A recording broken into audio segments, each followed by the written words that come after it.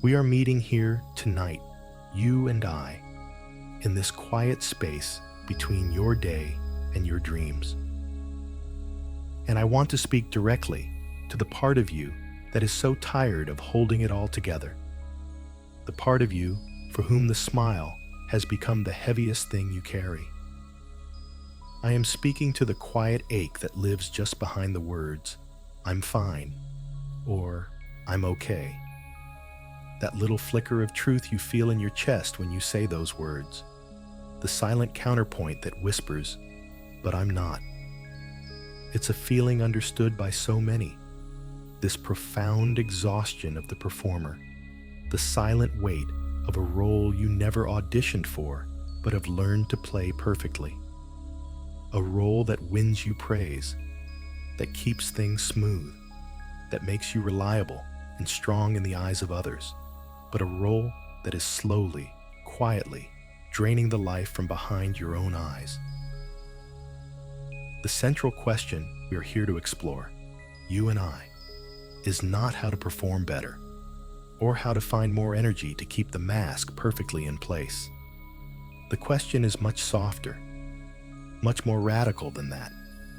What would happen if just for tonight, you gave yourself permission to not be okay? What if the goal wasn't to hold on tighter, but to finally, gently let go? By the end of our time together, you will have been guided through a space of deep rest and recognition, a place where your exhaustion is honored as a testament to your strength, and where the gentle act of putting down the mask feels less like a failure and more like a homecoming. Before we begin this journey inward, let's just take a quiet moment to acknowledge this shared space.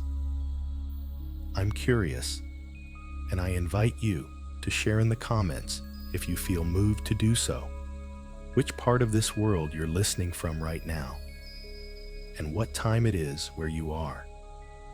Are you listening in the deep quiet of late night, when the rest of the world is asleep, and you finally have a moment of stillness?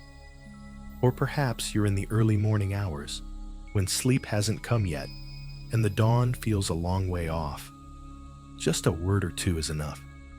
A city, a country, a time, a small signal from your quiet corner of the world to mine.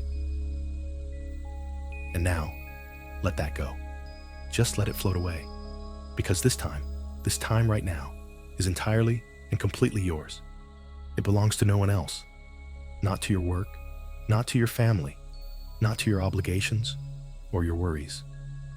It is a sacred pocket of time carved out just for you. So, as you settle into your bed, begin the gentle process of arriving. Feel the weight of your body being held completely by the surface beneath you. Notice the texture of the sheets against your skin, the softness of the pillow beneath your head. For so much of the day, you are holding yourself up, holding yourself in, holding it all together. Right now, your only task is to be held. Let's begin by releasing the armor of the day. It's an armor you might not even realize you're wearing until you consciously decide to take it off. Start with your jaw. Did you notice it was clenched? Just let it go. Allow a little space to form between your top and bottom teeth. Let your tongue rest softly in your mouth. Now bring your awareness to your shoulders. Are they hunched up towards your ears, braced for the next demand, the next challenge? Let them drop. Feel them melt down and away from your neck, releasing a tension you've been carrying since this morning. Soften the little muscles around your eyes, the ones that help you scan for threats, read social cues, and maintain that pleasant, agreeable expression. Let your brow become smooth, and take a slow, deep breath. In through your nose, feeling the cool air travel down into your lungs, and then a long, soft sigh out through your mouth, as if you are releasing the breath you've been holding all day long. This journey we are embarking on tonight is not about fixing you, because you are not broken. It is not about changing you, because who you are beneath the performance is already whole. This journey is about permission. It is a quiet, radical act of giving your true self, the one who lives behind the smile, permission to finally rest, permission to be seen, if only by you, without having to perform, and permission to finally, gently, with no judgment and with infinite compassion, put the mask down. You don't have to throw it away. It has served you. It has kept you safe. It has helped you navigate a world that often demands a certain kind of strength. We can be grateful for the role it played, but tonight it is not needed. Here, in the safety and the darkness and the quiet, you do not need it. You can lay it aside. Imagine yourself doing that now. Imagine the smile you've held on your face all day, that pleasant, capable, reassuring expression. And now, feel it soften. Feel the muscles in your cheeks relax. Feel the expression on your face become neutral, become soft, become whatever it wants to be. Maybe it's a look of weariness. Maybe it's a look of sadness. Maybe it's just a look of blank relief. Whatever it is welcome here. There is no one to please, no one to reassure, no one watching. There is only you in your own sacred space, held by the quiet of the night. You have been working so hard. The effort it takes to present a calm and capable exterior while navigating turmoil on the inside is immense. It is the work of a diplomat, an actor, a soldier, and a caregiver, all rolled into one. It is a constant, low-level hum of vigilance, choosing the right words, modulating your tone of voice, smiling at the right moments, hiding the tremor in your hands or the fatigue in your eyes. It is a full-time job that no one sees, and one for which you are never paid, and it is utterly, profoundly exhausting. So tonight, you are clocking out. You are off duty. The performance is over for the day. The audience has gone home. The theater is dark and quiet. And now, you, the true you, can finally come out from the wings and simply stand on the empty stage, breathing in the quiet air. The only intention we need to set for this time together is one of gentle self-reclamation. We are simply creating a space for your soul to catch its breath. A space where all the parts of you that you've had to push down, ignore, or hide are invited to come forward into the gentle light of your own awareness. Not to be judged, not to be analyzed, but simply to be acknowledged, to be heard, to be held. This is the beginning of remembering what it feels like to be real, to be authentic, to be simply you. And it all begins with this simple, powerful act of allowing yourself to be here just as you are, tired, raw, vulnerable, and completely, utterly enough. The only thing required of you now is to breathe and to listen, to allow these words to wash over you as you begin to drift, ever so gently, into the healing embrace of rest. Let's talk, gently, about the weight of that mask. Not as a metaphor, but as something real. Something you can almost feel when you wake up in the morning. The sense of putting it on, settling it into place before you face the world. And something you can feel now, as you lie here, the ghost of its pressure still on your skin. Have you ever truly stopped to consider the immense energy it requires to keep it perfectly affixed all day long? It is not a passive thing. It is an active, moment-to-moment effort. It is a full-body occupation. Think of the sheer physical energy involved. The muscles in your face are constantly engaged to hold that pleasant, neutral, or cheerful expression. A smile that doesn't quite reach your eyes still requires dozens of muscles to work in concert. Over the course of an 8, 10, or 12-hour day, this is a marathon. It's the tension in your jaw from not saying what you really think. It's the tightness in your shoulders from carrying responsibilities you feel you cannot share. It's the shallow breathing you adopt to keep a lid on the well of emotion in your chest. Your body has been working, physically working, all day to maintain this single, seamless performance. And that is only the physical cost. Consider the emotional and mental energy, which is perhaps even more staggering. Every conversation, every interaction becomes a complex calculation. You are constantly monitoring. You monitor yourself. Is my voice too flat? Do I sound tired? Am I being positive enough? You monitor the other person. What do they need from me in this moment? How are they reacting? Is my performance convincing? This constant, vigilant scanning of your inner and outer worlds is profoundly draining. It's like running a complex piece of software in the background of your mind at all times. It consumes processing power. It drains your battery life, leaving you with little energy for genuine connection, for creativity, or for simply being present with yourself. Your mind never truly gets to rest because the role of the gatekeeper is a 24-hour job. You are the ever-watchful guardian of your own truth, ensuring it never slips out at an inconvenient moment.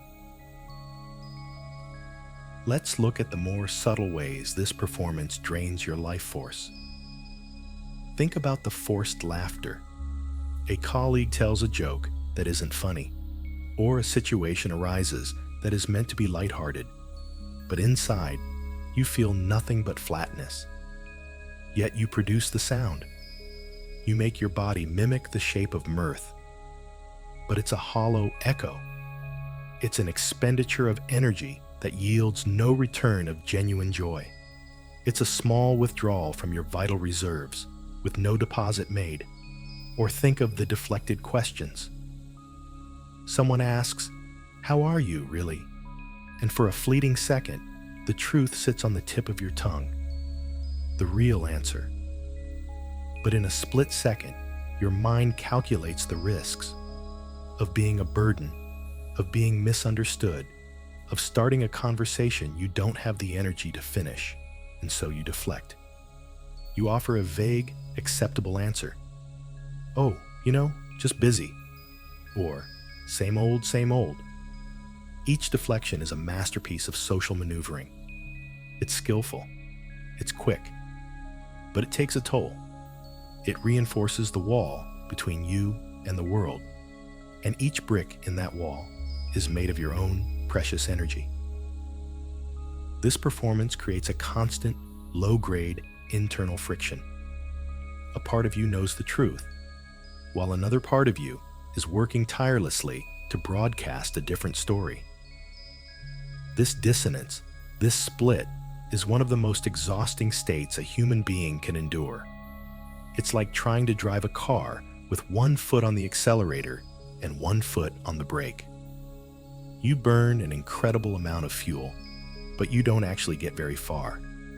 You just create a lot of smoke and noise and heat inside your own system. This is why, at the end of the day, you don't just feel tired. You feel depleted. You feel scoured out. It's a soul-level exhaustion that sleep barely seems to touch, because the performance often continues even in your dreams. And so, right now, as you lie here in the quiet, I invite you to gently witness the profound exhaustion that lives just beneath the surface of that smile. You don't need to do anything about it. You don't need to fix it or analyze it. The first step is simply to see it, to acknowledge its presence with compassion. Can you feel it now? A deep, heavy weariness in your bones, a fog in your mind, a feeling of being stretched thin, like a thread about to snap.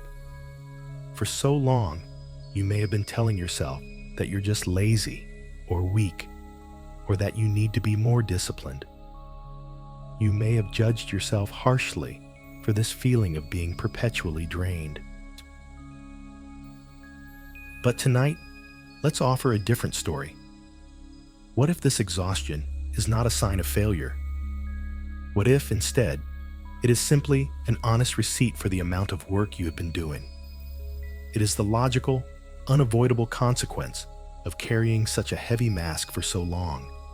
Of course, you are tired. It makes perfect sense. The depth of your exhaustion is a direct measure of the incredible effort you have expended, of the immense strength you have shown in holding everything together for so long. It is not a weakness, it is evidence. Evidence of your resilience, your dedication, and your capacity to endure. So, just for this moment, let yourself feel the truth of that exhaustion. Let it be present in your body. Let the awareness of it wash over you, not as a problem to be solved, but as a truth to be honored. You have been carrying so much, and tonight, here in this safe space, you can begin to feel the relief of finally acknowledging the true weight of it all. As we sit here with this acknowledgement of your deep exhaustion, let's gently turn our attention to the space that this performance creates. It's a space many people feel, but few ever name. It's the chasm between two worlds. On one side of this chasm is the person you present to the world, the capable, smiling, reliable person who shows up every day, gets things done, and never seems to crumble under pressure. This is the you that colleagues know, that acquaintances see, the version of you that is carefully curated for public consumption. This is your avatar in the world, the character you play. And this character is often quite successful. People may admire this person, depend on them, even praise them for their strength and positivity.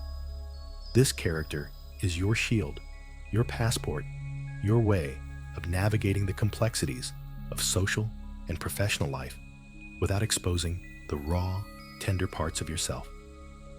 On the other side of this vast chasm is the person you are when you're alone. The person who is here with me now, lying in the dark. This is the you who feels the ache, the doubt, the fear, the crushing weight of it all. This is the you who knows the truth behind the smile. This is the you who might cry in the shower or stare at the ceiling at 3 a.m. with a racing heart, or feel a profound, hollow emptiness when the house is finally quiet. These two versions of you can feel like citizens of different countries, speaking different languages, living under different laws. And the space between them, that chasm, is not empty. It is filled with a profound and specific kind of loneliness. It's the loneliness of being fundamentally unseen. You can be in a room full of people who love you, people who are laughing with you and talking to you, and yet feel utterly, completely alone. Because you know, on a deep, instinctual level, that they are interacting with the character, not with you. They are connecting with the mask, not the face beneath it. And while that connection might feel pleasant on the surface, it doesn't nourish you. It's like eating plastic fruit. It looks like the real thing, but it offers no sustenance. This is the quiet heartbreak of the performer, to be constantly surrounded by people, yet to feel that your true self has no witness. No one to turn to and say, "I'm not okay today," without feeling the need to manage their reaction. No one who sees the flicker of panic in your eyes and knows what it means. And so, the real you remains in solitary confinement, watching the performance from a distance, longing to be seen, to be known, and to be loved for who you are, not for the role you play so convincingly. This chasm is also the source of that feeling you sometimes have of drowning or collapsing. Throughout the day, you are actively holding the two sides of this chasm apart. It's a tremendous act of will. You are the bridge, and your energy is the material from which that bridge is built. You stand astride this great divide, keeping your inner world and your outer world from colliding. But by the end of the day, or the end of the week, the strength required to maintain that bridge begins to wane. The chasm feels wider, the shores feel farther apart, and you feel yourself starting to sag in the middle, threatening to fall into the abyss. That feeling of, I'm about to fall apart, or I can't do this anymore, is a real and valid signal from your psyche. It is not melodrama. It is not an exaggeration. It is your system telling you that the energy required to maintain this split existence is running critically low. The structural integrity of the bridge is failing. The feeling of drowning is the experience of your inner world. The suppressed tears, the unspoken fears, the deep weariness, threatening to flood over the carefully constructed dam you've built and swamp the carefully curated public self. It's a terrifying feeling because you've been taught to believe that if that dam breaks, everything will be destroyed. Let's validate that feeling right now. If you have ever felt like you are collapsing on the inside while holding a smile on the outside, you are not crazy. You are not weak. You are having a perfectly sane response to an insane amount of pressure. Living a split existence is one of the most stressful things a human nervous system can endure. It keeps you in a perpetual, low-grade state of fight or flight. Because on some level, you are constantly vigilant against being discovered. What if someone sees the crack in the facade? What if they see the real you? The fear of that exposure keeps your entire system on high alert. No wonder you feel exhausted. No wonder you feel anxious. No wonder you sometimes feel like you are just one deep breath away from completely unraveling. Your body and your soul are telling you the truth. This is too much to hold. This way of living is unsustainable. And the pain of it all is that the very performance that is meant to keep you safe and connected is the thing that is creating this deep isolation. The mask you wear to be accepted is the very thing that prevents you from ever feeling truly seen. It's a cruel paradox. You work so hard to maintain connections, yet the connections you maintain are with a version of you that isn't even real. And so, a deep hunger for authentic connection grows within you. A longing for someone to see past the performance and recognize the person behind it. This longing is not a weakness. It is one of the most fundamental human needs. We are wired for authentic connection, for co-regulation, for the feeling of being safe enough to be our true selves with another. When we are deprived of that, even when we are surrounded by people, a part of us begins to starve. That hollow ache you feel, that sense of emptiness in a crowded room, that is the feeling of your soul starving for genuine, authentic connection. And it all begins with acknowledging the chasm that exists, not as a personal failing, but as a map of the territory you have been bravely navigating all on your own. Now that we have looked upon this chasm between your worlds and honored the loneliness that resides there, it is so important that we approach the next part of this journey with immense gentleness. Because the first instinct, when we see a pattern in ourselves that causes us pain, is often to judge it, to ask, why am I like this? Why do I do this? as if it were a character flaw, a personal failing that needs to be eradicated. But tonight, we are going to tell a different story. We are going to explore the story of how you learned to pretend, not as a story of your weakness, but as a story of your incredible strength and intelligence. This performance, this mask that now feels so heavy, was not born from a defect. It was born as a brilliant survival strategy. You developed it for a reason, likely a very good one. You learned somewhere along the way that being your full, authentic self was not safe. Perhaps you learned it as a child. Maybe when you expressed big emotions, sadness, anger, exuberant joy, you were told you were too much, too loud, too sensitive, too dramatic. You learned that to receive love and approval, you had to dial yourself down, to make yourself smaller, more convenient, less disruptive.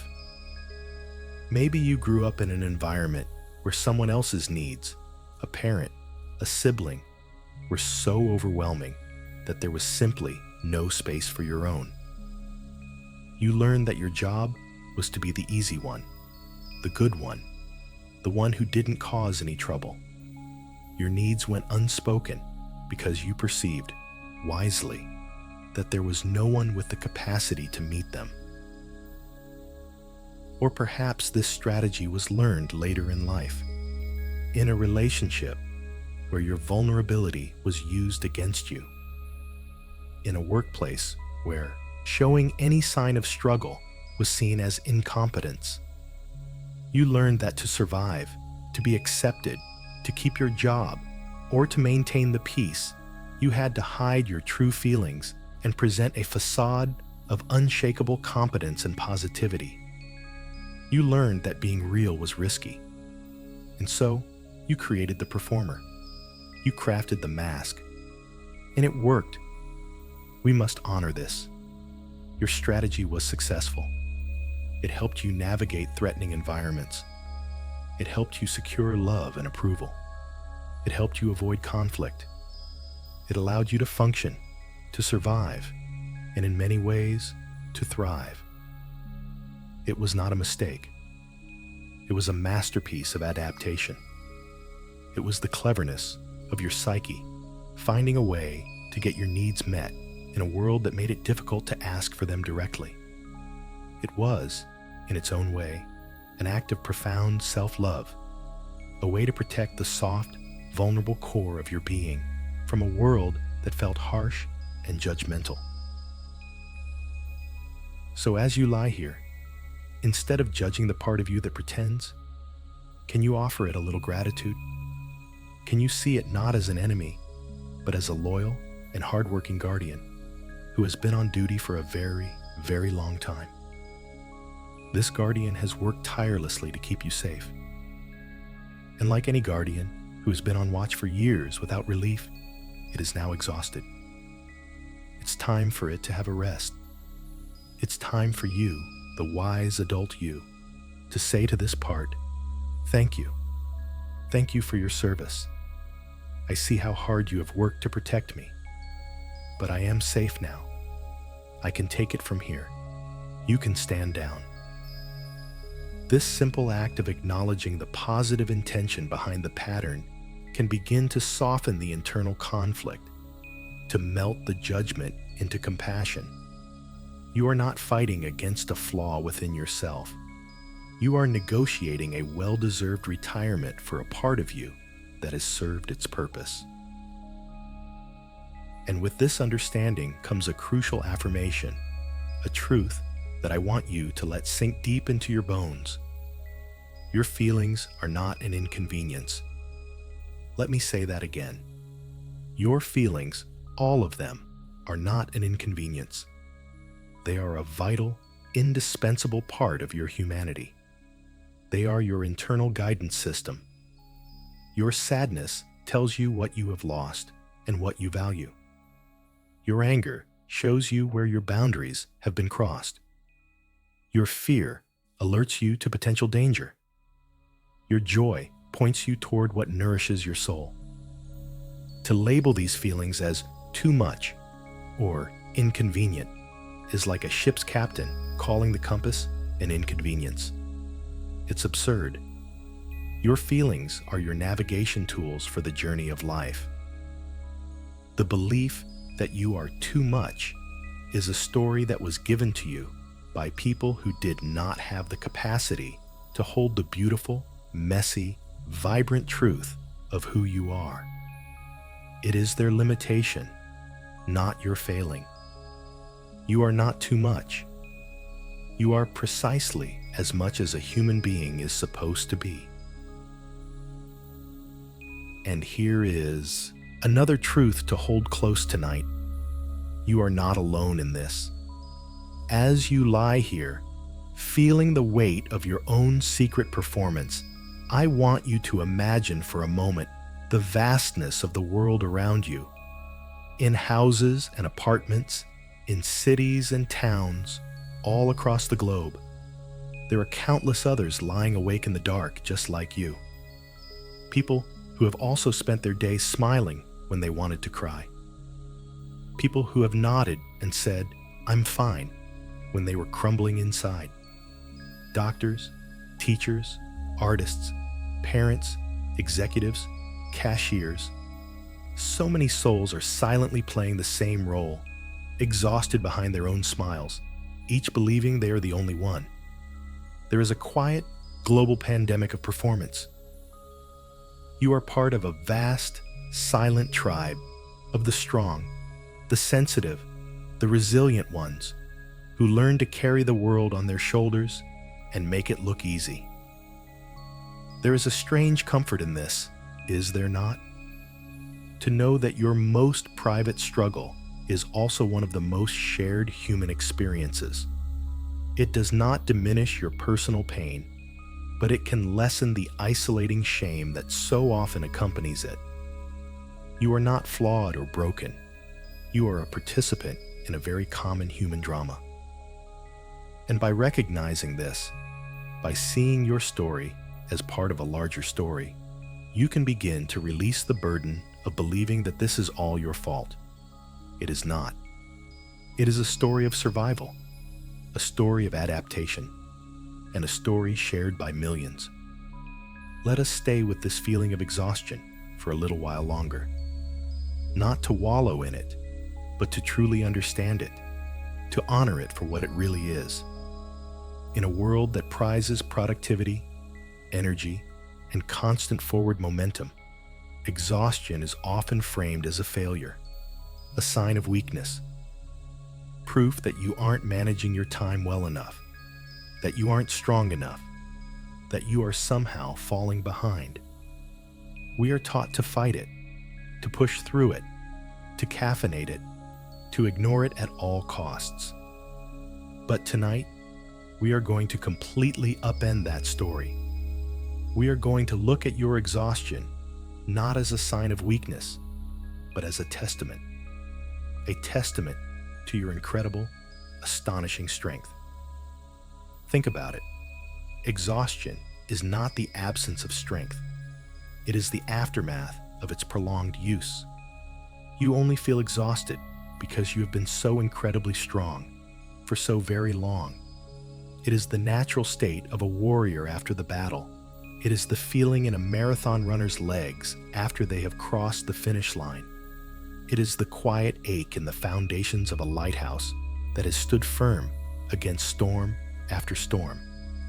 Your exhaustion is not a sign that you are broken. It is a sign that you have been doing the hard work of holding things together. Let this affirmation sink into you, letting it land in the very cells of your body. The depth of your exhaustion simply reveals the depth of your strength and how long you have been carrying everything alone. Read that again in your mind. The depth of your exhaustion reveals the depth of your strength. So, that profound, bone-deep weariness you feel, that is not a measure of your inadequacy. It is the measure of your capacity. It is the echo of every time you showed up when you wanted to hide. Every time you were patient when you felt like screaming. Every time you offered a kind word when your own heart was breaking. Every single act of performance, every moment of holding the mask in place drew from a deep well of strength inside of you. You have been drawing from this well for days, for weeks, for years. Is it any wonder that the water level is now low? It doesn't mean the well is broken. It just means it needs time to be replenished. Imagine all the things you've been carrying, not just your own worries, your own pain, your own responsibilities, but very likely you have also been carrying the emotional weight of others. You are the person people turn to for support. You are the calm in someone else's storm. You absorb their anxieties. You hold their grief. You buffer their anger. You do this because you are empathetic, because you are compassionate, because you are strong. But that energy is heavy. It accumulates, and you have been carrying it without complaint, often without even acknowledging to yourself that you are carrying it at all. So when you feel that crushing weight on your shoulders, it is not just your own. It is the collective weight of all the silent burdens you have taken on. Your exhaustion is a testament to your compassion, to your empathy, to your boundless heart that gives and gives, even when it has little left for itself. It is not a failing. It is the hallmark of a helper, a healer, a holder of space for others. So tonight, right now, I am giving you full and unconditional permission to feel tired. You do not need to fight it anymore. You do not need to feel guilty about it. You do not need to apologize for it. You have earned this exhaustion. You have a right to it. Let yourself feel the full weight of it, the full reality of it, without any judgment. Let the weariness be a heavy blanket that settles over you. Feel it in your limbs, making them feel heavy and still. Feel it in your eyelids, making them want to close. Feel it behind your eyes, a gentle sandy feeling. For so long, you have been pushing through, telling yourself, I just need to keep going. But for tonight, the new mantra is simply, I am allowed to be this tired. There is nowhere else to be, nothing else to do. The pushing can stop. The struggle can cease.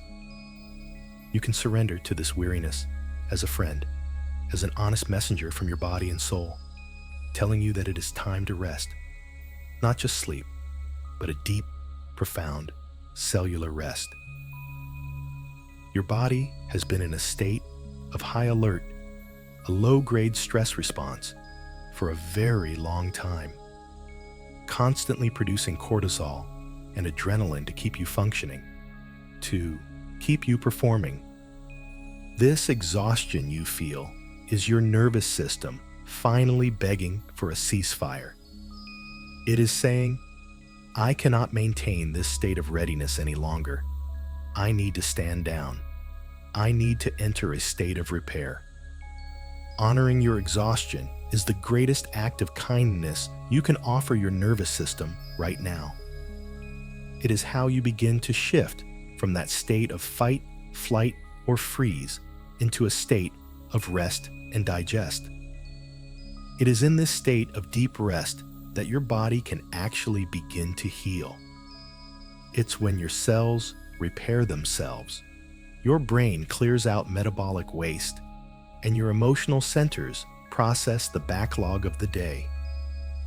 By giving yourself permission to be tired, you are unlocking the door to your body's own innate healing intelligence. You are not giving up.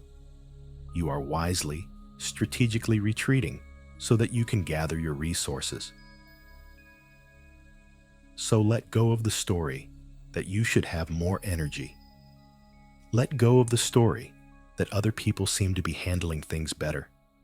You are only responsible for your own journey, for your own system.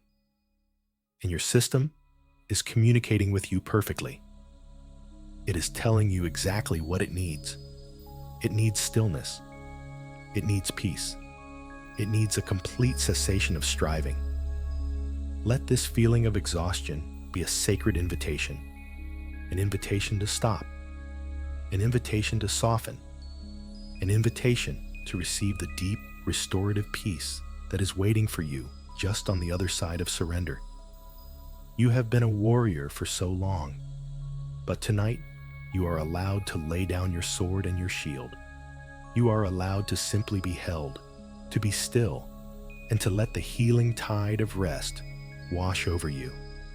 Now that you have given yourself permission to feel the depth of your exhaustion, let's create a space where you can truly rest. Not just your body, but your entire being.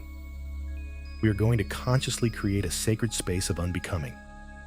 A space where you don't have to become more, or better, or stronger. A space where you can simply unbecoming. Unbecome the performer. Unbecome the caregiver. Unbecome the one who holds it all together. A space where you can let all the roles and responsibilities of the day fall away like heavy cloaks, leaving you in the simple, unadorned truth of yourself. This is an internal sanctuary, a place you can build within your own mind, a place you can return to whenever you need it. It is entirely yours. No one else has the key. It is a space where no one is watching, no one is judging, and no expectations exist. Zero. Imagine this space now. What does it look like? Perhaps it's a quiet, mossy forest floor, dappled with soft sunlight.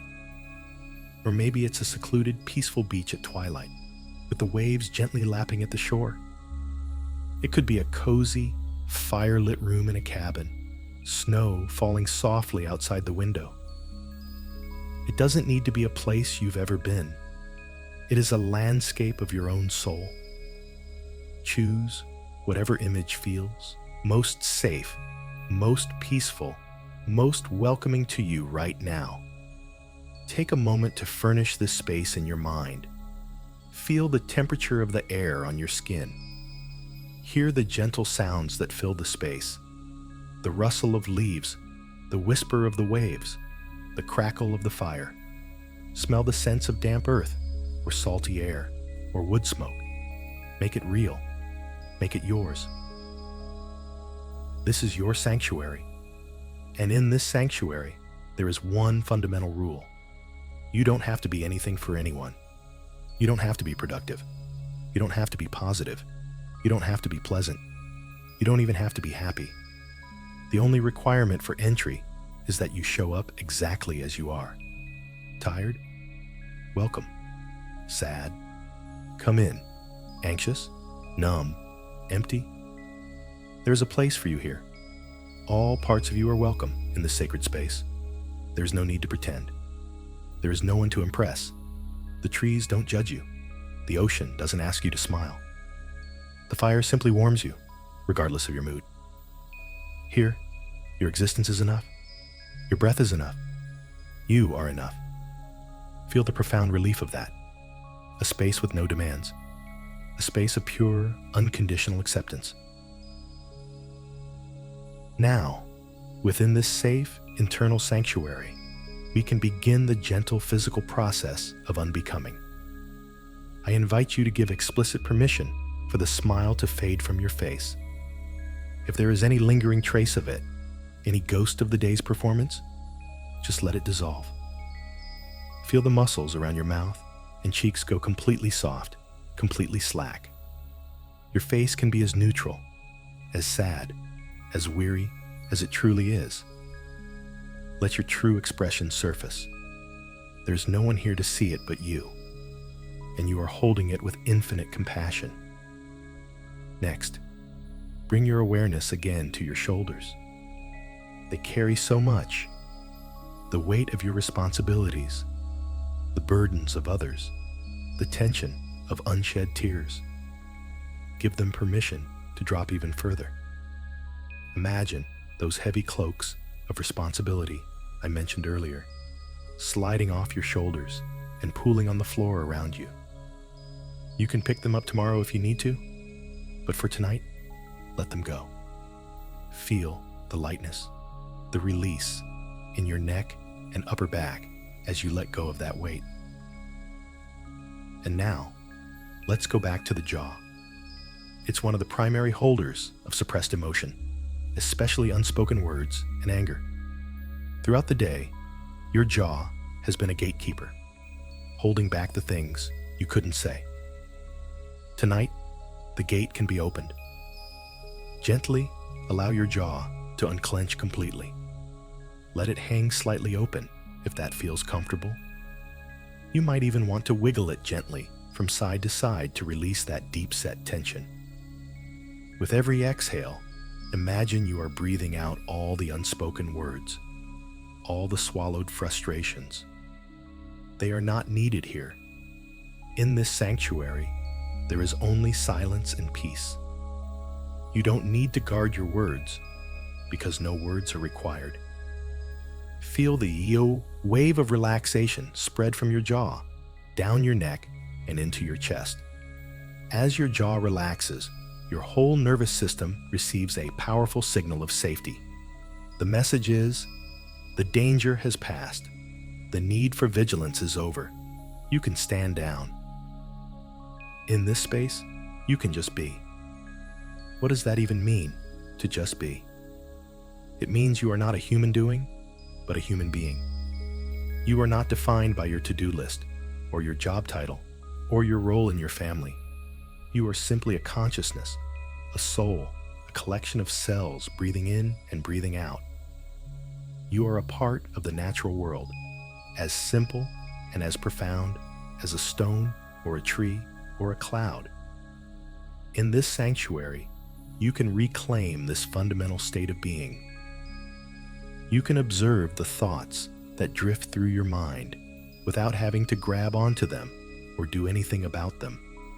You can notice the sensations in your body without judging them as good or bad. You are simply the witness, the quiet, loving awareness that holds it all. There is a deep rest that comes from this state of non-doing. It's a rest that goes beyond sleep. It's a rest for your soul. It's the feeling of coming home to the very core of yourself, the part of you that exists beneath all the layers of identity you have accumulated over the years. So just rest here, in your sanctuary. Feel the safety of it. Feel the quiet. Feel the unconditional acceptance that permeates this space. There is nothing to fix, nothing to achieve, nothing to prove. You have permission to be messy. You have permission to be empty. You have permission to be absolutely still. This is the sacred pause you have been yearning for. This is the space where the unraveling can happen safely, where the tightly wound coil of your nervous system can finally begin to unwind. Let the peace of this place seep into you, reminding you that this stillness, this quiet authenticity, is your birthright. It has always been here, within you, waiting for you to come home. Here in the quiet safety of your inner sanctuary, where the mask is off and your armor is laid aside, a gentle thawing can begin. All day long, and perhaps for many years, you have been holding certain feelings at bay. Like a frozen river in deep winter, your emotional landscape has been locked in place, solid and unmoving, because allowing it to flow felt too dangerous, too overwhelming. The performance required this stillness. To keep the smile in place, the grief had to be frozen. To maintain the calm exterior, the frustration had to be iced over. To be the capable one, the quiet sadness had to be put into a deep freeze. But holding things in a frozen state takes an immense and constant expenditure of energy. It is an active process of suppression. Now, in the gentle warmth of this sanctuary, in the safety of your own unconditional acceptance, we can invite a thaw. We are not going to force anything. We are not going to break the ice with a hammer. We are simply going to allow the temperature to rise and let the river begin to flow again, all on its own, at its own pace. So I invite you now, very gently, to allow any of the feelings you've suppressed to finally be felt. You don't need to go searching for them. You don't need to excavate your past. Simply create an open, curious invitation within yourself. It might be a silent whisper. Whatever is here is welcome. And then just wait. Be still and listen. Listen with the ears of your heart. What is the first thing you notice? Perhaps it's a tightness in your throat. This is often the physical home of unshed tears, of unspoken grief. You don't need to know what the grief is about. You don't need a story or a reason. Just be with the sensation of tightness. Breathe into it. Imagine your breath is like warm water, gently circulating around that frozen knot, inviting it to soften, to release, just a little. Or maybe you notice a hot, churning sensation in your stomach. This can be the home of frustration, of anger, of all the times you said yes when you meant no, of all the injustices, big and small, that you had to swallow. Again, just be with it. Acknowledge it without judgment. There is frustration. It is allowed to be here. You are not going to act on it. You are simply allowing it to be felt, to have its voice heard in the quiet of your inner world. Perhaps what arises is a profound and heavy sadness, a quiet ache in the center of your chest, a sense of loss you can't quite name. This is the sadness that lives beneath the forced positivity. It is the grief for the parts of yourself you've had to abandon to play the role. The grief for the authentic connections you long for. The grief for the rest your soul so deeply needs. Let this sadness be. Imagine you are holding it as you would hold a small, sleeping child. You are not trying to fix it or make it go away. You are just providing a safe, warm, loving presence for it. You are letting it know that it is seen, that it is valid, and that it is not alone. The goal here is not to fix these feelings. It is simply to feel them, to end the exhausting internal battle of pushing them away. The paradox is that when we finally stop fighting a feeling and allow it to be present, it begins to lose its terrifying power. It can finally move. Think of it like a frozen river. As the thaw begins, the ice doesn't vanish all at once. It cracks. It groans. Small trickles of water begin to move beneath the surface. Then, chunks of ice begin to break away and float downstream.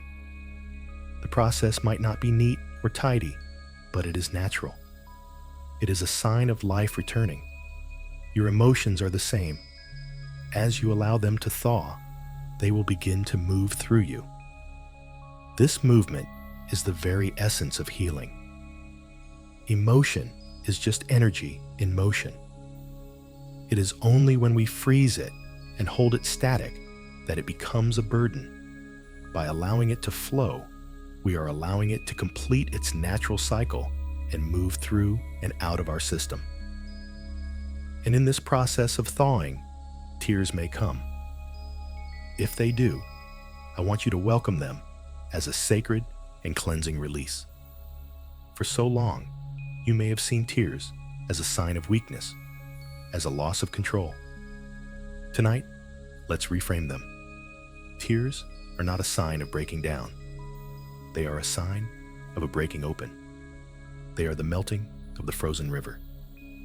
They are your body's natural, physiological way of releasing stored stress and pain. Tear fluid actually contains stress hormones, like cortisol. When you cry, you are literally flushing stress out of your body. It is a physical detoxification. So if you feel the sting of tears behind your eyes or the lump forming in your throat, see if you can let go of the dam that has been holding them back. Let them flow if they need to. Here, in your sanctuary, your tears are safe. They are not a burden to anyone. They are a beautiful, powerful sign that you are allowing yourself to heal. Let them wash over you, a warm, salty river cleansing your soul.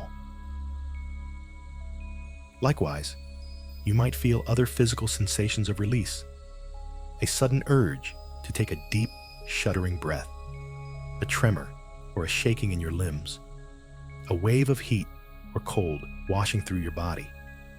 All of these are signs that the frozen energy is beginning to move. Your body is discharging the stored tension from your nervous system.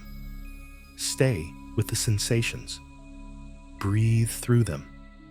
Trust that your body knows exactly what it's doing. It is an incredibly wise organism that knows how to return to balance, if only we give it the safety and the permission to do so. Hold a compassionate space for whatever arises. No judgment, no fear, just a gentle, loving awareness. You are the calm, steady riverbank, and you are simply allowing the river of your emotions to flow. It will not sweep you away. You are the witness, and you are safe. This is the brave and gentle work of coming home to yourself. As this thawing continues, as you allow yourself to feel what you've suppressed for so long, there might be a voice that arises from the old programming. A voice of fear. It might whisper, "You're losing it. You're falling apart." If you let this go, you will completely unravel.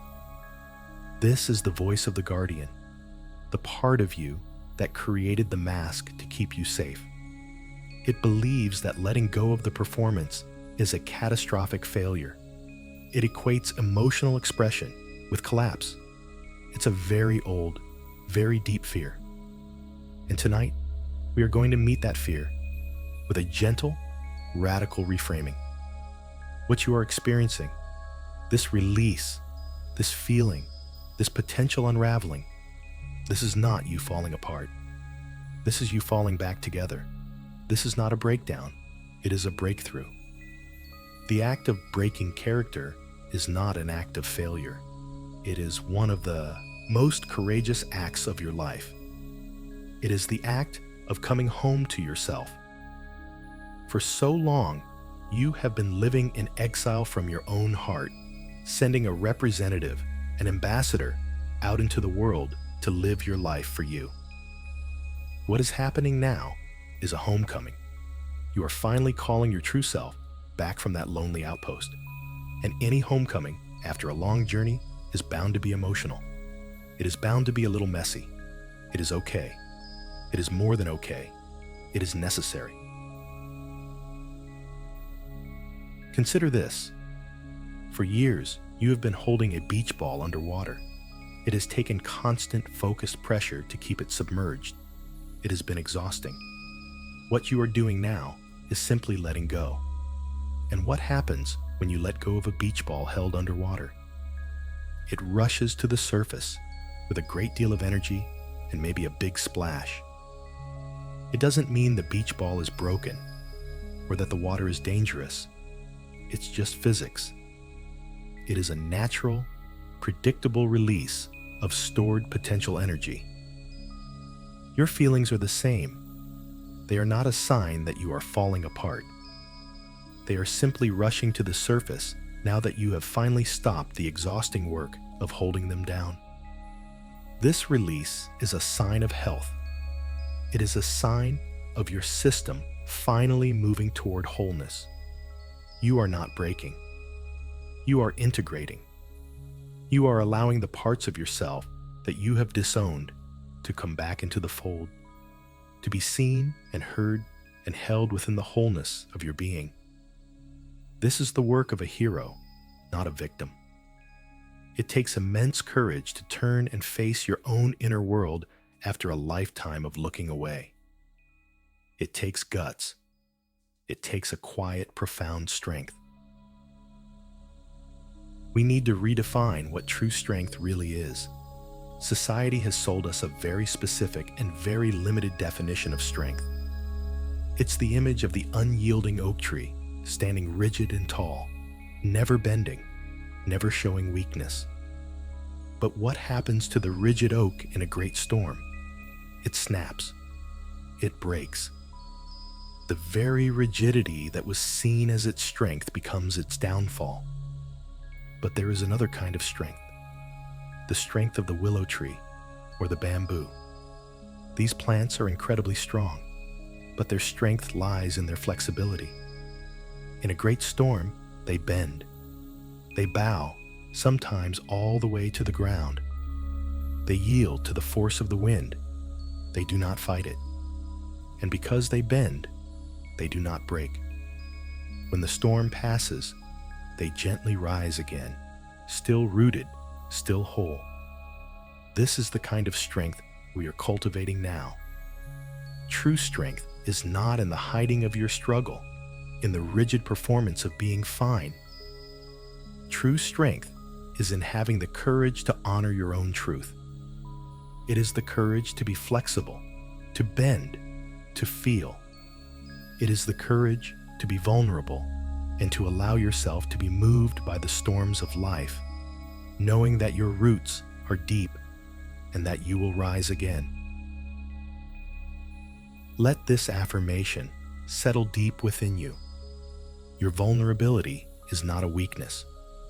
It is the most authentic and powerful part of you. Vulnerability is not about oversharing or emotional dumping. It is simply about being true. It is the courage to show up and be seen when you have no control over the outcome. It is the birthplace of connection, of joy, of belonging, of love. The mask you wear, in its attempt to protect you, actually cuts you off from all of these things. It creates a barrier to true intimacy.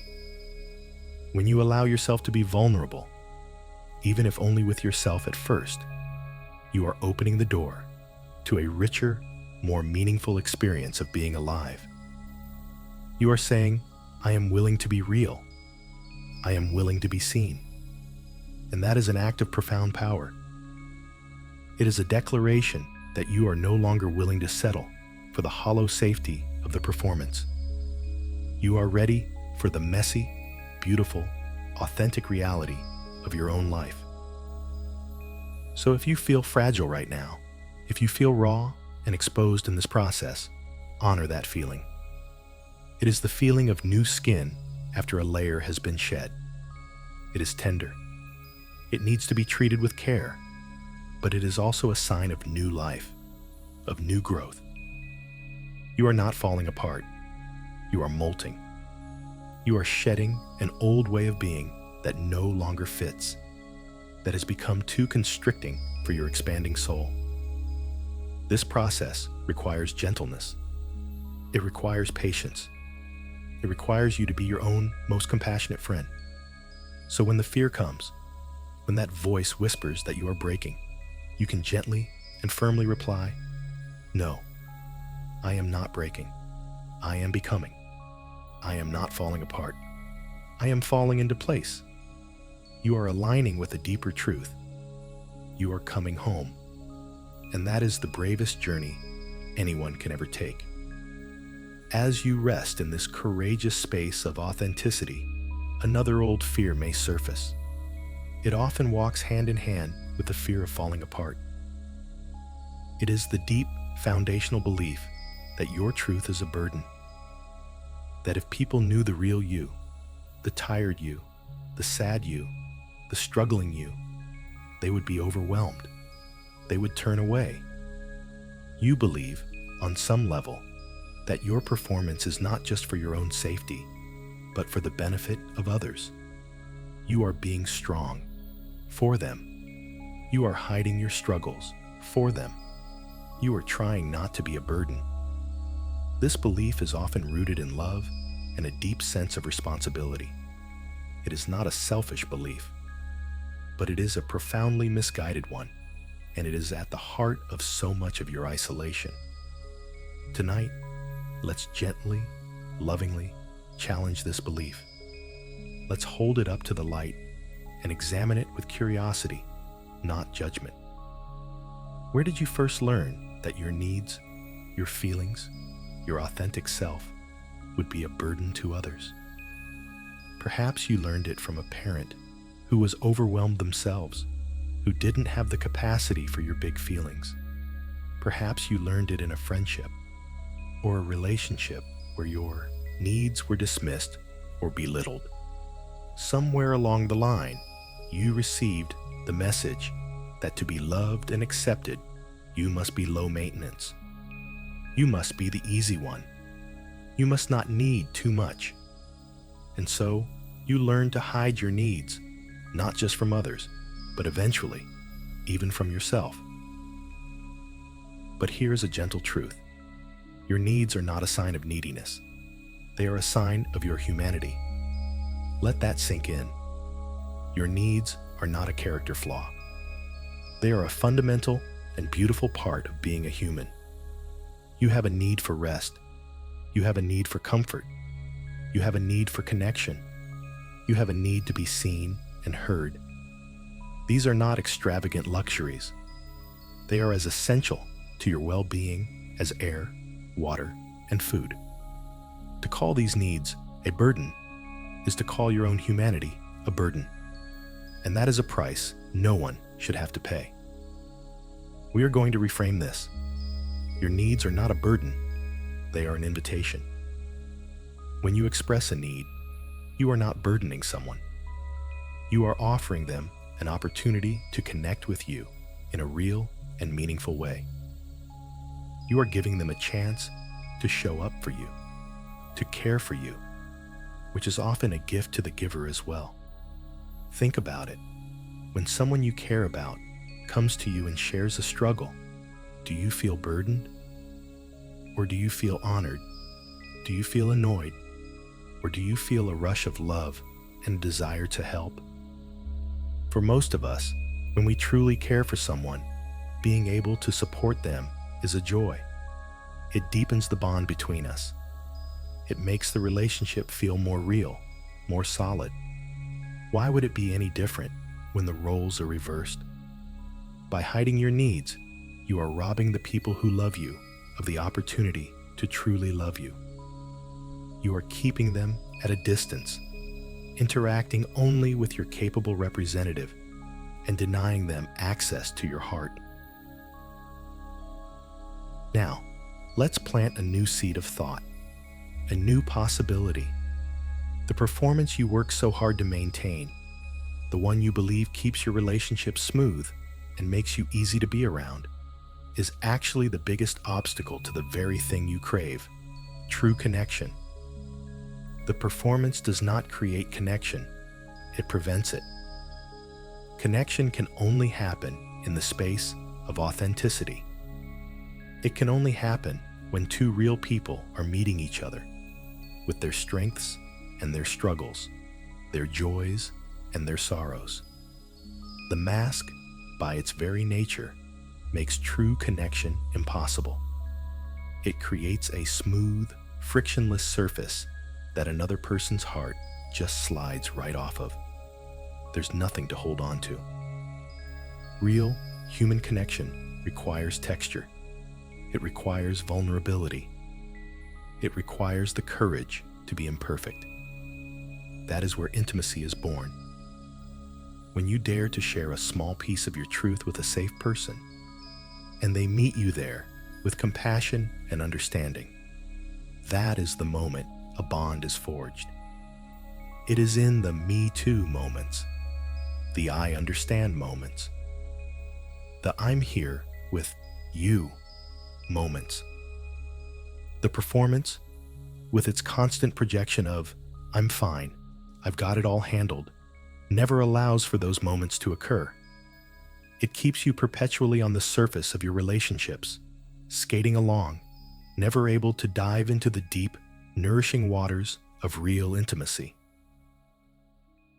The belief that your truth is a burden is based on a fundamental misunderstanding of what people value in a relationship.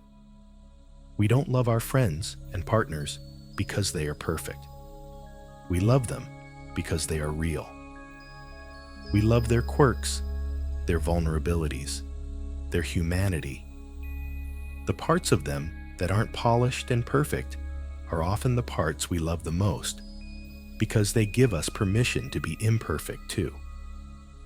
When you are always strong, always capable, always fine, it can actually be intimidating to others. It can make them feel like they have to perform for you too. By bravely offering your own vulnerability, you create a space of safety for others to be vulnerable in return. You are not being a burden. You are being a leader. You are being the one who is brave enough to make the relationship real. This doesn't mean you must suddenly expose your deepest struggles to everyone you meet. Of course not. Discernment is wisdom. It is about choosing safe people, trusted friends, or partners, and beginning to share small, authentic pieces of your experience. It might be as simple as responding to, "How are you?" with, "Honestly, I'm feeling pretty tired today," instead of the automatic, "I'm good, you." It's about starting small. It's about testing the waters. And what you may find, to your great surprise, is that instead of pushing people away, your authenticity actually draws them closer. You may discover that the very things you are most afraid to show are the things that allow others to finally, truly see you and connect with you. The real burden is not your truth. The real burden is the weight of the mask you've been carrying. Let's begin to believe that laying that burden down will not be a catastrophe, but a liberation, not just for you, but for your relationships as well. Having explored the courage of vulnerability and challenged the fear of being a burden, let's now turn our attention back to the concept of strength. We've talked about the flexible strength of the willow tree, but I want to go deeper. I want you to recognize the immense strength you already possess, the very strength that has fueled your performance for all these years. We are not trying to get rid of this strength. We are simply aiming to redirect it. Think for a moment about the qualities required to maintain such a long-standing and convincing performance. It requires extraordinary discipline. The discipline to get up every morning, put on the mask, and face the day, regardless of how you feel inside. The discipline to hold your tongue, to manage your facial expressions, to consistently present a calm and capable front. This is not weakness. This is the discipline of a soldier, of a trained athlete. You have a deep well of self-control and determination. It has just been channeled into the service of hiding, rather than the service of healing. Imagine what could happen if you were to turn just 10% of that discipline toward a new goal, the goal of self-compassion. The discipline to take 5 minutes for quiet breathing. The discipline to say no to something that drains you. The discipline to go to bed a little earlier. It is the same muscle of discipline, just used in a new, life-giving way. The performance also requires a profound level of empathy and attunement to others. To play your role so well, you have become a master at reading people. You can walk into a room and instantly sense the emotional temperature. You know what people need, what they expect, and you skillfully adapt your behavior to meet those expectations and keep the peace. This is an incredible skill. It is a form of high emotional intelligence. You have a finely tuned radar for the feelings of others. The challenge is that your radar has been pointed exclusively outward. You are so attuned to everyone else's needs that you have lost the signal of your own. The invitation now is not to switch off this powerful radar, but to turn it inward. To use that same exquisite sensitivity to ask yourself, what am I feeling right now? What do I need in this moment? To become as attuned to your own inner state as you are to the states of those around you. This is not selfish, it is sustainable. You cannot pour from an empty cup, and your empathy, when not balanced with self-awareness, is the very thing that is draining your cup dry. By redirecting your empathic skills inward, you begin to replenish your own well, which in turn allows you to offer your presence to others from a place of fullness, not depletion. And finally, let's honor the sheer resilience that has fueled your performance. Resilience is the ability to withstand or recover quickly from difficult conditions. And you have done that day after day. You have faced internal storms of anxiety, sadness, and exhaustion, and yet you have continued to function. You have shown up. You have met your obligations. You have endured. This is resilience in its purest form. You have mistaken this for mere survival, but it is so much more. It is a testament to the strength of your spirit. You have an immense capacity to endure. The journey now is about shifting from a model of grim endurance to one of gentle sustenance. It's about taking that same resilient spirit and applying it not just to surviving the day, but to creating a life that feels genuinely nourishing and authentic. It's about using your resilience to bounce back, not just to the baseline of fine, but to a new baseline of well-being. Your survival skills are undeniable. Now, it is time to learn the skills of thriving. And it all begins with acknowledging the powerful resources you already have at your disposal. Let's return to our analogy of the trees. We spoke of the rigid oak and the flexible willow. Your performance has been that of the oak tree. You have tried to be unbreakably strong, rigid, and unchanging in the face of life's storms. And it has left you feeling brittle, exhausted, and in danger of snapping. The shift we are inviting is to embrace the strength of the willow. The willow's strength is not a lesser strength. It is a wiser strength.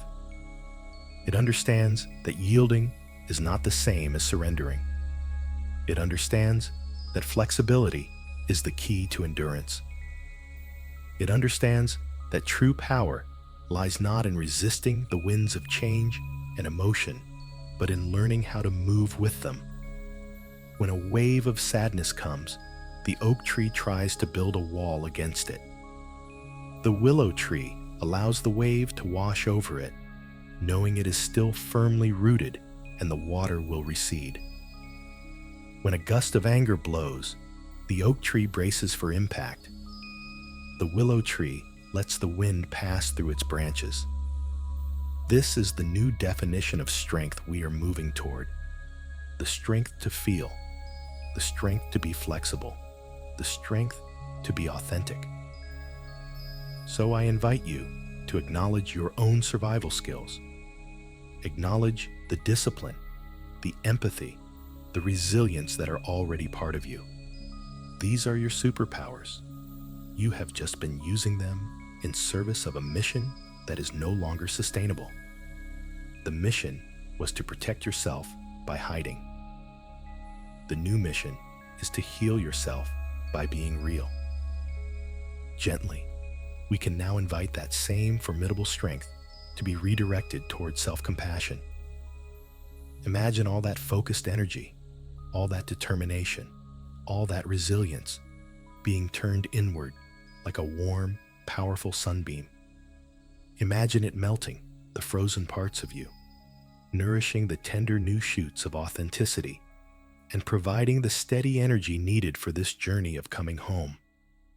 You do not need to find strength from somewhere outside of yourself. You are already a powerhouse. You simply need to learn to plug your own lamp into your own power source instead of giving all your electricity away to keep the lights on for everyone else. Now, with this understanding of the flexible strength you possess, let us embark on a gentle journey of remembering. We are going to travel back, beneath the layers, beneath the performance, beneath the roles you play, beneath the expectations of others, and even beneath the expectations you have for yourself. We are searching for a glimmer, a trace element of the person you are when no one is watching and nothing is required of you. The real you has never left. It has not been destroyed or lost. It has simply been waiting patiently, quietly, for you to return. Like a pilot light in a furnace, its flame may be small, but it has never gone out. Our task tonight is not to create a new self, but to remember and reconnect with the self that has been there all along. This is not about striving, but about uncovering. Imagine yourself standing at the edge of a calm, clear pool of water. On the surface, you see the reflection of the mask you wear every day. But you know that beneath that surface, in the quiet depths, lies something more true. Gently, you dip your hand into the water, and the reflection ripples and dissolves, allowing you to see what lies beneath. Let's begin by recalling small moments of genuine, unforced peace or joy. Don't search for big, monumental events. Look for the small, quiet, almost forgotten moments. Scan back through your memory, not with pressure, but with a light and curious touch. Was there a moment recently, perhaps just for a few seconds, when the mask slipped? Maybe it was the feeling of the sun on your face as you walked to your car. And for just a breath, you weren't thinking or worrying, you were just feeling. Maybe it was the first sip of coffee in the morning, before the day's demands rushed in, a moment of pure sensory pleasure. Perhaps it was listening to a piece of music that touched something deep inside you. And for the length of that song, you felt a flicker of your own soul. It could be the simple joy of watching a pet sleep, or the quiet satisfaction of seeing a plant you've nurtured grow a new leaf. These moments are clues. They are breadcrumbs leading you back to yourself. They are evidence that the real you is still there, still capable of experiencing simple, authentic moments of being. Hold one of these small memories in your mind. Don't analyze it, just feel it. What did that moment of peace or joy feel like in your body? Was it a warmth in your chest, a softening in your stomach, a sense of space in your mind? Reconnect with that physical sensation. That is the feeling of you. That is the resonance of your authentic self. Now, let's go a little deeper. What did you love to do as a child before you learned what you were supposed to be? Before you learned about being productive or successful? What brought you a sense of timeless, absorbed joy? Was it drawing or painting? Building things with blocks or in the dirt? Was it climbing trees? Reading books for hours in a quiet corner? Singing at the top of your lungs when no one was listening? Lying in the grass and watching the clouds? Try to connect with the feeling of that activity. That feeling of being so engrossed in something that time disappears. That feeling of play, of creation, of exploration for its own sake, with no goal or purpose other than the sheer delight of it. That state of flow is a direct line to your authentic self. The essence of that child, that curious, playful, creative being, still lives within you. It has just been buried under layers of adult responsibility. But it's there, Can you feel a faint echo of that joy, that freedom? That is your true nature calling to you. Let's try another doorway. What makes you feel a sense of awe or wonder? What is something that can reliably make you forget yourself for a moment and just be present with the vastness and beauty of the world? Perhaps it's looking up at a clear, star-filled night sky, or standing at the edge of the ocean, watching the immense power of the waves. Maybe it's witnessing a spectacular sunset, or looking closely at the intricate design of a flower or a snowflake. In these moments of awe, the ego, the performer, the worrier all fall away. You are simply a consciousness connected to something much larger than your own small story. That feeling of connection, of being part of a grand, mysterious, beautiful universe, that is also a direct experience of your deeper self. Your soul is not defined by your job or your problems. It is a part of this vast cosmic dance. Reconnecting with awe is a powerful way to remember the truth of who you are, beyond the confines of the role you play. Let this affirmation be a gentle guide on this journey of remembering. The real you has never left. It has simply been waiting patiently for you to return. The person who feels joy in small moments, the child who loved to play, the soul who connects with the wonder of the universe. This is not a stranger you have to invent. This is you. This is your core. The performance is the costume. This is the actor beneath. For so long, you may have identified with the costume, believing it was all you were. But tonight, you are remembering that you are the one who puts the costume on and takes it off.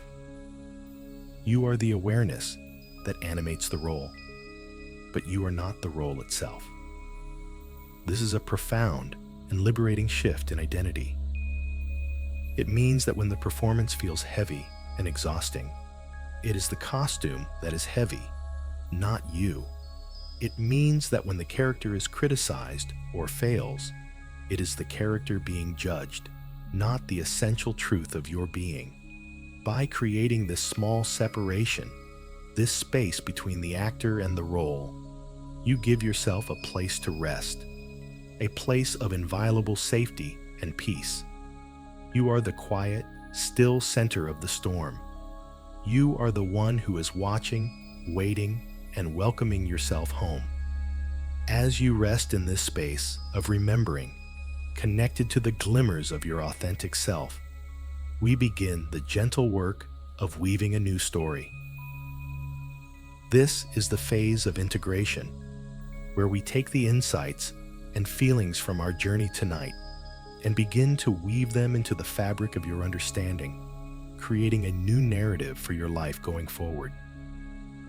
The old story, the one that has been running in the background for so long, is that your worth is conditional. It's a story that says, I am worthy when I am productive. I am lovable when I am easygoing. I am valuable when I am strong for others. I am acceptable when I am performing well. This story has been the engine driving the exhaustion, the performance, and the deep loneliness. It has kept you on a perpetual treadmill, always striving, always proving, never able to rest. Tonight, we are going to gently set that story aside and begin to write a new one.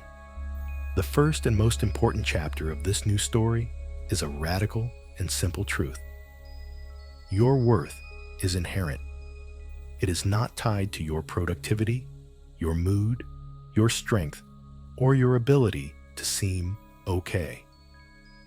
It is not something you earn through your actions or lose through your struggles. It is a fundamental quality of your being. You are worthy simply because you exist. Like the sun, or a tree, or the ocean, your value is not in what you do, but in what you are. Let that idea wash over you. Imagine it as a warm, golden light filling every cell of your body. Your worth is not up for negotiation. It is a constant, unchanging truth. The performance was an attempt to earn something that was already yours. You can stop now. You can rest in the absolute certainty of your own intrinsic value.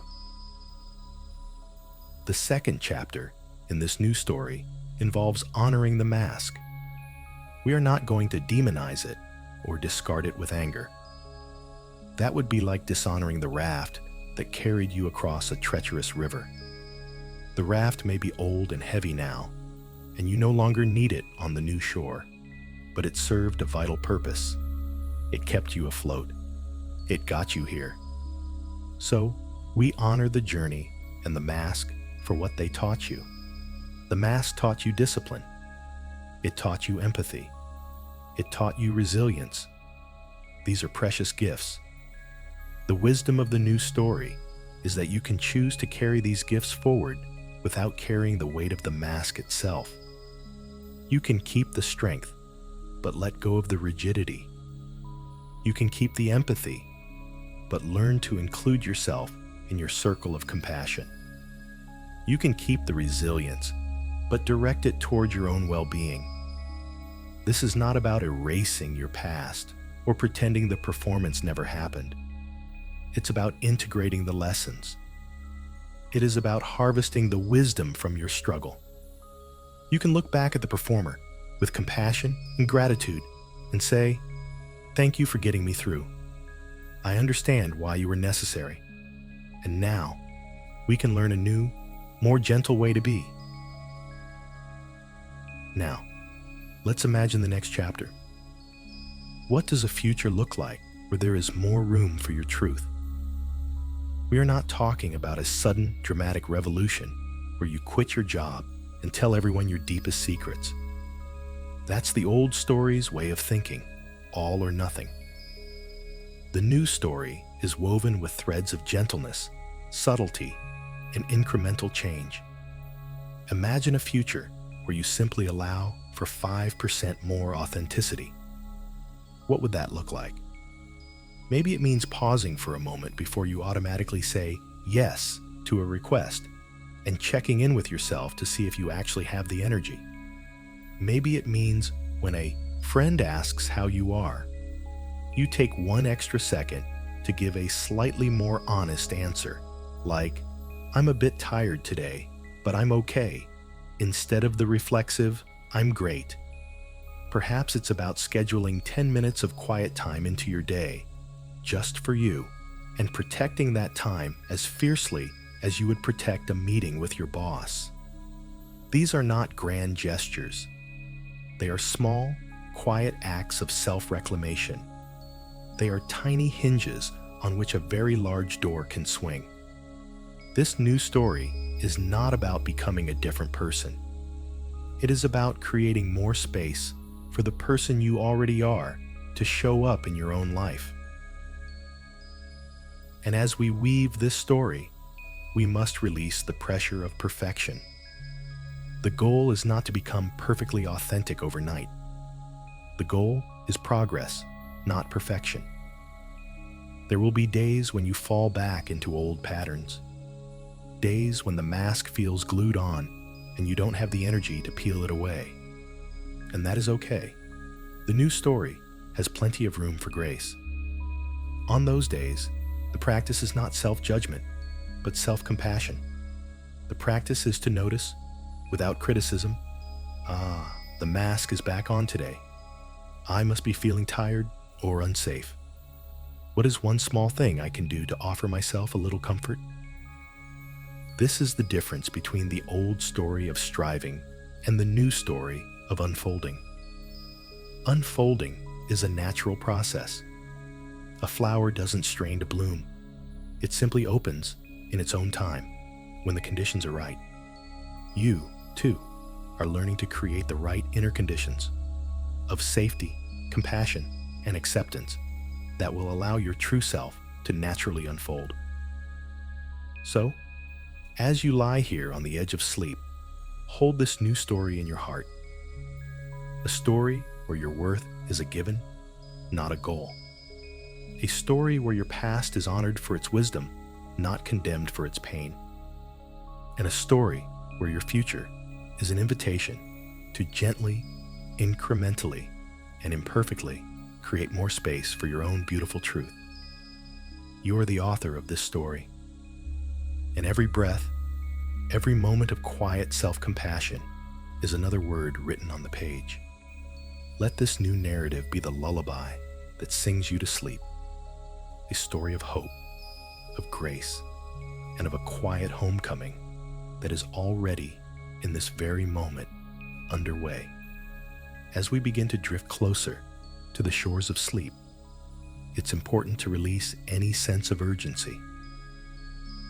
We have journeyed through some deep territory tonight, acknowledging the mask, honoring your exhaustion, creating a safe space, and beginning to weave a new story. It's natural to feel that there is much to do, much to change. But the most important work of this moment is to consciously release the need to solve everything tonight. The mind, especially when it is tired, can get caught in loops of planning and strategizing.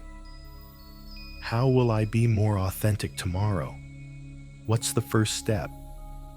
What if I can't do it? Gently let all of that go. Just for now. The only task before you in this present moment is to rest. That's it. There are no problems to solve, no grand plans to make. You have done the work of awareness. You have planted the seeds of a new intention. Now, you must allow for a period of sacred stillness, a fallow time, where these seeds can germinate in the quiet, fertile darkness of your subconscious mind. Think of a gardener. After planting the seeds, they do not stand over the soil and demand that the sprouts appear immediately. They trust the process. They know that the most crucial growth happens invisibly, underground, nurtured by the darkness and the quiet. Your journey of transformation is the same. The conscious work of today is done. Now you hand it over to the wisdom of your deeper self, the part of you that knows how to heal and grow while you sleep.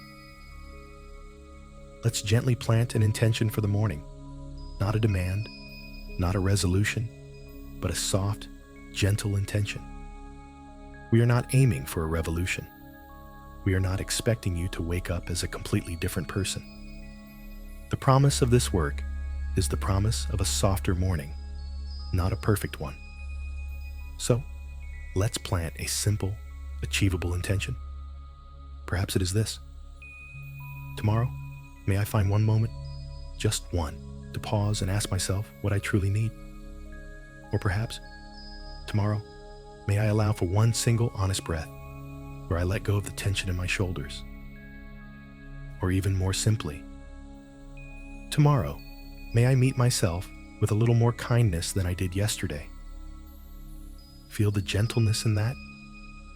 It's not about adding another task to your to-do list. It's about infusing your existing day with a tiny drop of this new awareness. Imagine this gentle intention as a single, smooth stone. You are not carrying it like a burden. You are simply placing it in the pocket of your awareness to be discovered at some point in the day ahead. It's a quiet reminder, a friendly guide, not a strict rule. By setting such a small, soft intention, you make it easy to succeed, and you begin to build a new kind of momentum, the momentum of self-compassion, one breath at a time. Now, as you prepare for sleep, I want to offer you a deeply comforting thought. The work of transformation is happening even when you are not consciously trying. It is happening as you sleep. When you rest, your brain is not just shutting off. It is entering a different and profoundly important state of processing.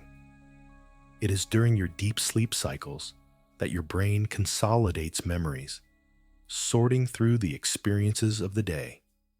deciding what to keep and what to let go of. Tonight, you have given it a new set of experiences to process. The feeling of safety, the relief of unbecoming, the affirmation of your inherent worth.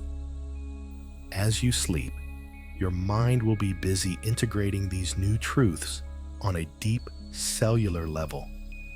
It will be subtly reorganizing neural pathways, pruning old, unhelpful connections, and strengthening new, life-affirming ones. You can trust this process. You are literally reprogramming your own mind for greater peace and authenticity, and all you have to do is surrender to rest. There is no effort required on your part. Your only job is to let go and allow this profound, intelligent, healing process to unfold within you. Your sleep is not an escape. It is an active and essential part of your healing journey. You are not wasting time. You are investing in your own restoration. So, release the day completely. Release the person you had to be today. Release the conversations, the tasks, the worries. Imagine them as little paper boats, and you are placing them on a gentle river, watching them float away into the darkness. They are no longer your concern. Release the future as well. Release the need to figure out tomorrow, or next week, or next year. You have planted your gentle intention. That is enough. Trust that when the morning comes, you will have exactly the resources you need to meet it. But the morning is not here yet. The only reality is this present moment, this soft bed, this quiet room, this gentle breath. Let your entire awareness settle into the simplicity of this moment. Feel the physical sensation of your body letting go, the release of tension in your muscles, the slowing of your heart rate, the deepening of your breath. This is where the magic happens.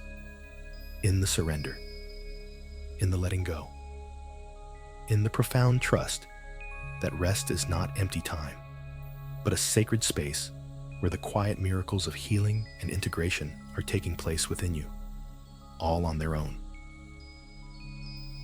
The only thing you need to carry into your dreams tonight is this feeling of gentle permission. Permission to rest. Permission to be imperfect. Permission to trust the unfolding of your own journey. Let this feeling be your lullaby.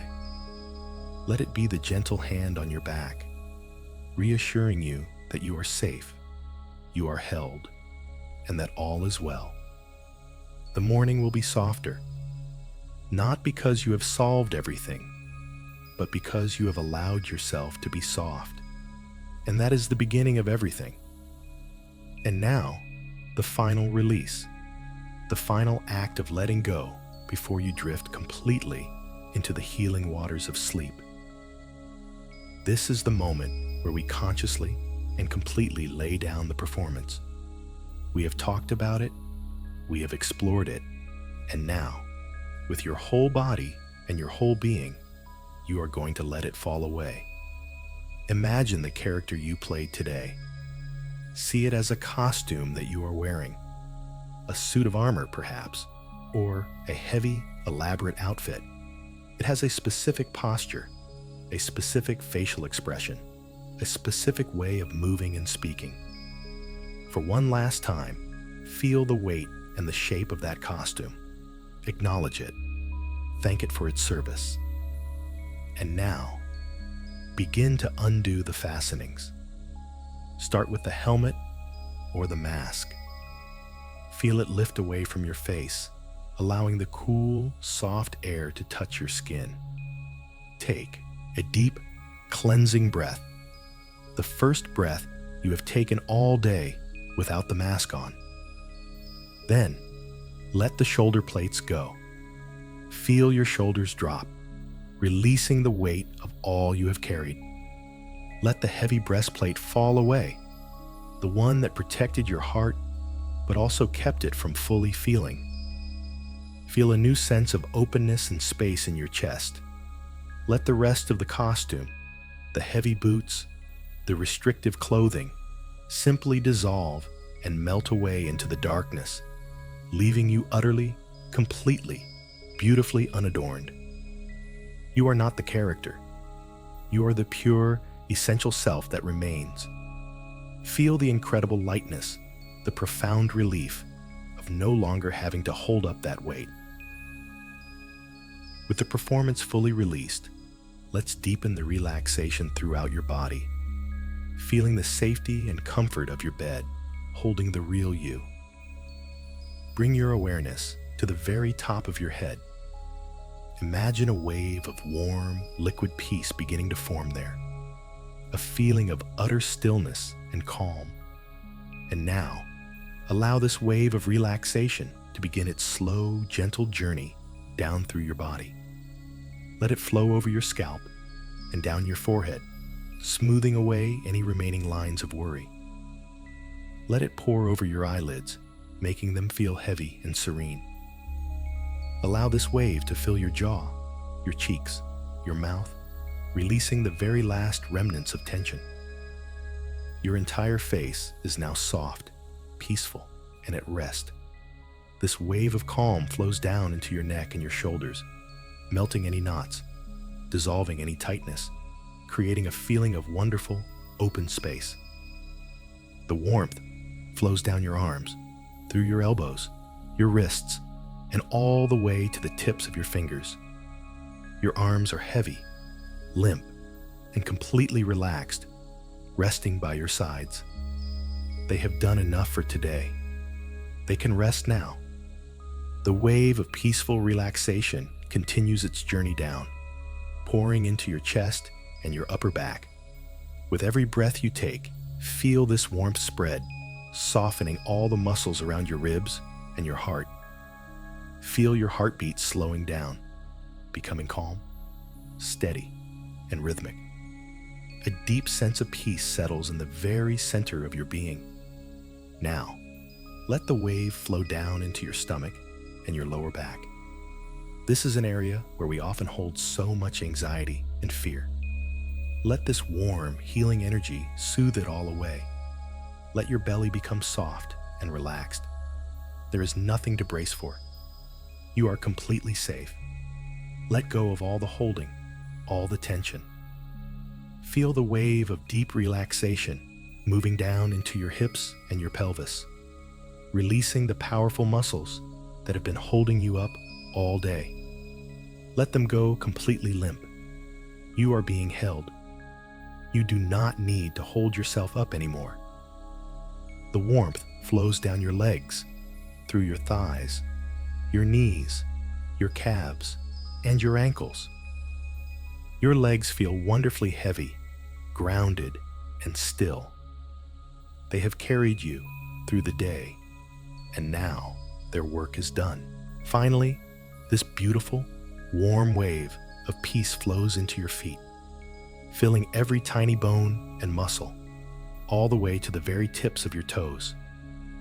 Your entire body, from the top of your head to the tips of your toes, is now filled with a profound and peaceful stillness. You are sinking gently into the mattress, into a state of deep, effortless rest.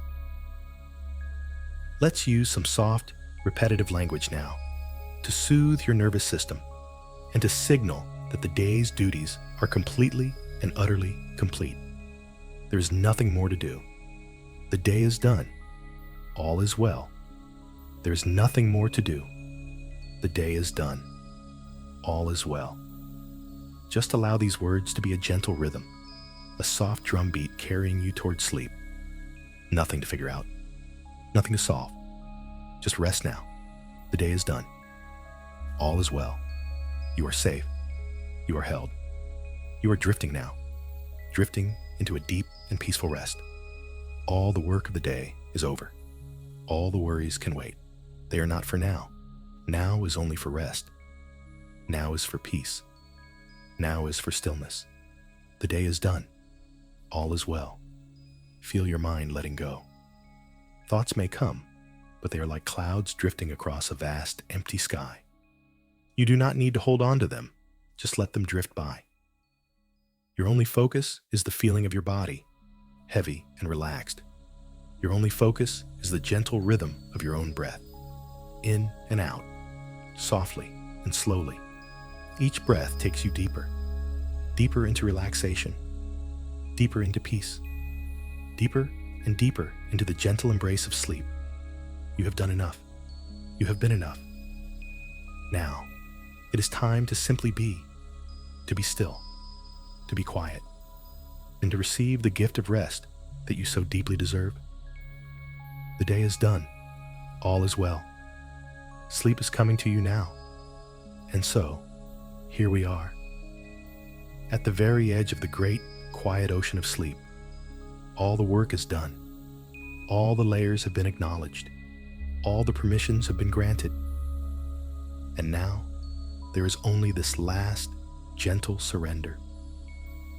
In this final space, I want to offer you one last piece of reassurance. You do not need to perform at sleeping. You do not need to be a good sleeper. You do not need to try to fall asleep. Sleep is not something you achieve through effort. It is something you allow to arrive. It is a guest that comes to your home when the conditions are right, when the home is quiet, when the lights are low, when the inhabitants are at peace. You have spent this time creating those very conditions within yourself. You have quieted the inner noise. You have dimmed the lights of worry. You have made peace with your own exhaustion. You have done everything you need to do. Now, your only task is to be a gracious host and simply allow sleep to enter when it is ready. If your mind is still gently active, that's okay. Let it be. Don't fight it. Fighting it is a form of effort, a form of performance. Just let the thoughts be there, like soft music playing in another room. You can rest even while they are present. You can find peace even amidst the gentle hum of your own mind. There is no pass or fail here. There is only allowing. Imagine yourself now, not in a bed, but lying comfortably in a small, sturdy boat. The boat is drifting on a calm, quiet, endless river.